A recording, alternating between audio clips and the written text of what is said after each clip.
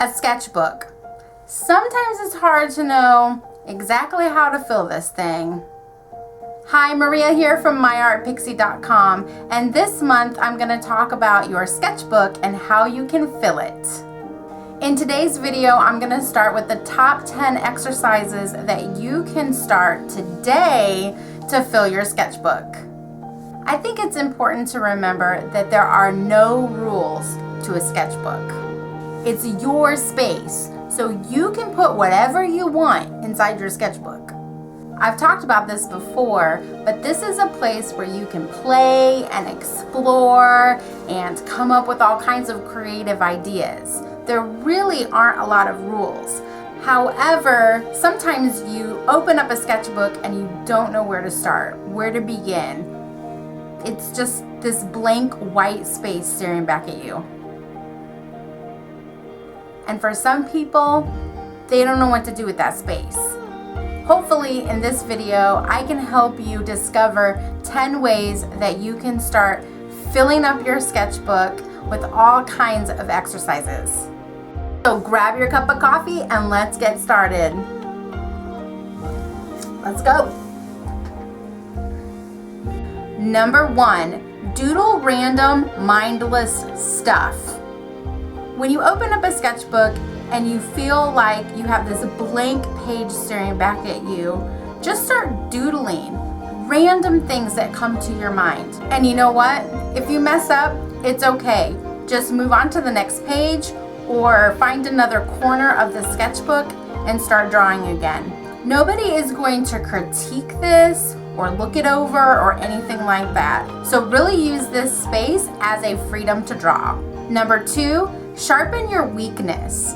As artists, we all have something that we're struggling with. And when it comes to drawing or painting even, there are things that we consider our weaknesses. One of mine is hands. I've talked about this before. Man, do I have a hard time drawing hands. And so in order to sharpen that weakness, I really need to focus in on that. For some people it's feet, for some people it's faces, for some people it's hair, and that all has to do with the human body. But maybe your weakness is drawing landscapes or doing like a 2-point perspective or something like that. So you're taking this time to really sharpen those things that need tweaked, refined, that kind of thing. Number 3, draw what you see. This could really be life. So if you did like a still life and you set it in front of you and you wanted to draw what you see in front of you, you could set up a few items on a table and then sketch them out in a group and that kind of thing, and just practice those lines and those shapes. You can also use photographs. This is great because photographs are so readily available to us today, and it's okay to practice with different photographs. So you could find a certain topic, like say you wanted to draw children. So you could go to Pinterest and you could find different photographs there, and you could try to sketch out, children in different poses, like maybe they're dancing or playing or something like that. Grab photos of flowers and start to draw what you see. Number 4, play with color. Sometimes color can be intimidating, especially if you're not familiar with color theory, you're not sure how color works together for your advantage. This is a great way to explore. I like to do this with watercolor and trying to see what different colors come together.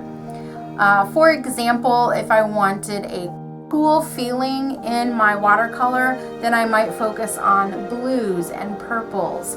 And grays. Another idea is to work with complementary colors. Orange and blue are my favorite complementary colors to work with. I just love how they work together.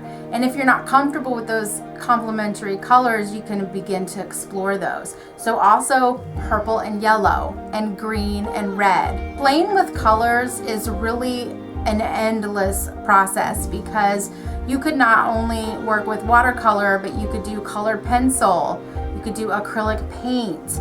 Anything that involves color, you would have the ability to explore that. I recommend that you pick up a mixed media paper. These are readily available in pretty much any store or online, but you can use marker, you can use pen and ink, you can even use watercolor and acrylic. So try to pick up a mixed media sketchbook and see if you can fill it by playing with color. Number 5, start a challenge.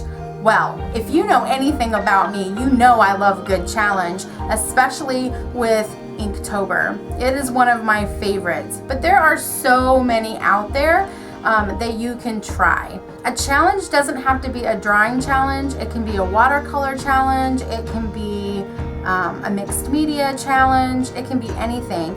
You can even make up your own challenge and try to tie that in with something that you want to work on. Number 6, brainstorm and test your ideas. A sketchbook is an opportunity for you to be creative, and it's a place where you have the freedom to try new things. So why not brainstorm new ideas that you may want to try and test them out? Maybe you're getting ready to work on a project, and so this would be a great place for you to brainstorm. You can write lists, you can sketch little doodles for your brainstorming. You can even make a mind map where you start in the middle with an idea and you kind of go outward from that idea and come up with some brainstorming, and then you can test your idea. So turn the page and start figuring out how you're gonna bring this project together. Number 7, do a character study. This is probably one of my favorite exercises if I'm going to start a children's book. I try to sketch out that character in different angles and in different poses so that I can later use that within the book. If I'm working it out ahead of time in a sketchbook, then I'm going to have more success later when I'm drawing out the characters for the children's book. And it doesn't have to be a children's book. It could be a character that you're trying to draw for a print series that you want to do, or for t-shirts or anything really, but just doing character studies that you can later develop them into something else.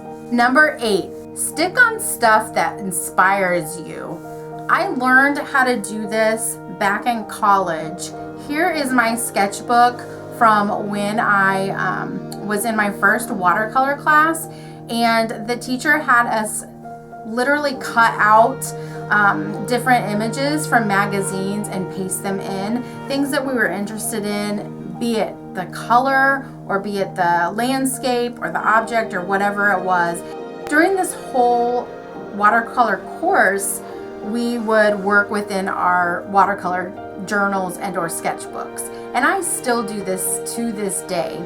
You can stick on fabrics, use that color, maybe that color scheme or that color palette in a future project, and maybe write yourself a little note about how you would want to use this in the future. Have you ever gone to the hardware store and picked up some of the color swatches that they have in the paint area? You can grab a few colors that you really like and you can stick these into your sketchbook for inspiration.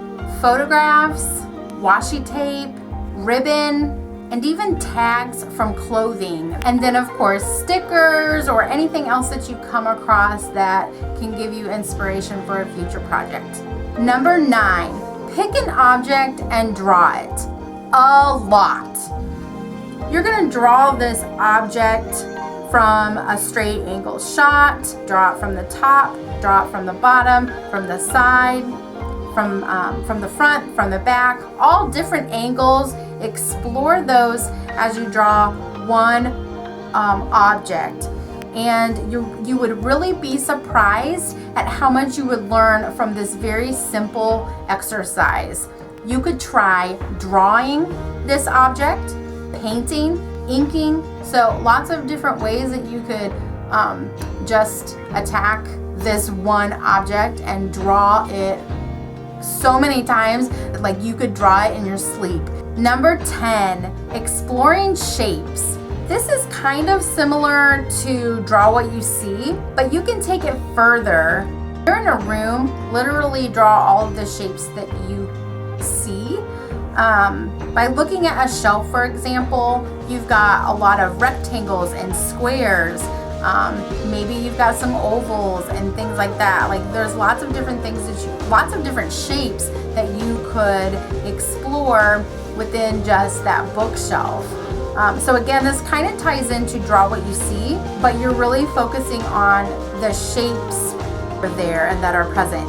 This helps you become a better artist. You can really hone in on those skills of just defining those shapes, because not only are there shapes in an object, but there are shapes in the foreground and in the background, and just capturing all of those is really going to help you become a better skilled drawer at the end.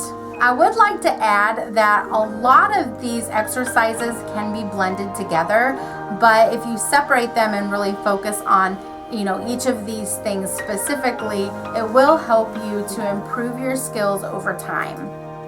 Thanks for watching. I hope you guys learned some new tips, or maybe some tips that you had heard before, but you can start putting them into practice today and start filling up your sketchbook and really sharpen your skills and learn a new technique and all those fun things that we covered today. I'm gonna start with picking an object. I think that it would be fun to take an object and kind of turn it in different directions and try to get all of the different angles and things like that.